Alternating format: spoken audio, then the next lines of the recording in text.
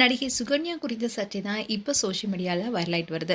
நடிகை சுகன்யா 90ஸ்ல பல ஹிட் படங்கள் நடிச்சிருக்காங்க. இவங்க பாரதிராஜா இயக்கத்தில் வெளியான புதுநெல்லு புதுநாத்து படத்தின் மூலமாக தான் ஹீரோயினா இன்ட்ரோடியூஸ் ஆனாங்க. இவங்களுடைய குடும்பம் சினிமா பின்னணியில் இருக்கிற குடும்பம் தான். இப்படி இருக்க சொல்லதான் இவங்க அடுத்தடுத்து நடித்த படங்கள் எல்லாமே வெற்றி படங்களாக அமைஞ்சது. விஜயகாந்துடன் சின்ன கவுண்டர், கமல்ஹாசனுடன் மகாநதி, சத்யராஜுடன் திருமதி பழனிசாமி, வால்டர் வெற்றிவேல்னு எக்கச்சக்கமான ஹிட் படங்களை கொடுத்திருக்காங்க. ரீசெண்டா சங்கர் இயக்கத்தில் உருவான இந்தியன் படத்துல கமல்ஹாசனுக்கு ஈடா சுகன்யாவுக்கு மேக்கப் ரொம்பவே அஸ்தலா போடப்பட்டிருந்துச்சு. அதுல சிறப்பாகவும் நடிச்சிருப்பாங்க. 90ஸ்ல பல ஹிட் படங்கள் கொடுத்ததுக்கு அப்புறமா திடீர்னு திருமணம் செஞ்சுக்கிட்டாங்க. ஆனா திருமணமான சில வருஷங்களையே கணவன் மனைவிக்குள்ள பிரச்சனை வந்ததுனால விவாகரத்து பெற்று பிரிஞ்சிட்டாங்க. அதுக்கப்புறமா யாரையுமே திருமணம் செய்து கொள்ளாம சுகன்யா இருந்துட்டு வந்தாங்க. படங்களையும் பெருசா நடிக்கிறது இல்ல. அவங்க மீண்டும் நடிக்க வந்தா நல்லா இருக்கணும்னு கூட ஃபேன் சொல்லிட்டு வந்தாங்க.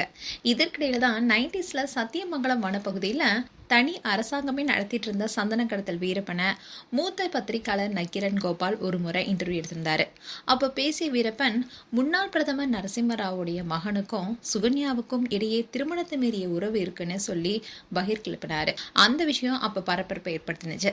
அண்ட் இதை பார்த்த அதிர்ச்சியடைந்த சுகன்யா, அந்த பேட்டியால என்னுடைய நற்பெயருக்கு களங்கம் வந்துருச்சுனோ, என்னுடைய சினிமா வாய்ப்புகளும் பாதிக்கப்பட்டிருக்கு, அதே சமயம் மன உளைச்சலும் ஏற்பட்டிருக்கு, அதனால எனக்கு 10 லட்சம் ரூபாய் சன் டிவி நஷ்டஈடு வழங்கணும்னு வழக்கு போட்டிருந்தாங்க.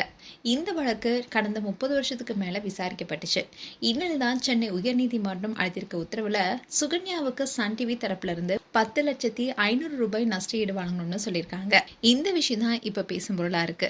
அண்ட் இதுல இன்னொரு முக்கியமான விஷயம் என்னன்னா, சன் டிவி மேல வழக்கு போட்டதுக்கு அப்புறமா கூட சன் டிவியுடைய சீரியல்ல நடிச்சிட்டு வந்தாங்க என்பதும் குறிப்பிடத்தக்கது. மேலும் உங்களுடைய கருத்துக்களை கமெண்ட் செக்ஷன் சொல்லுங்க.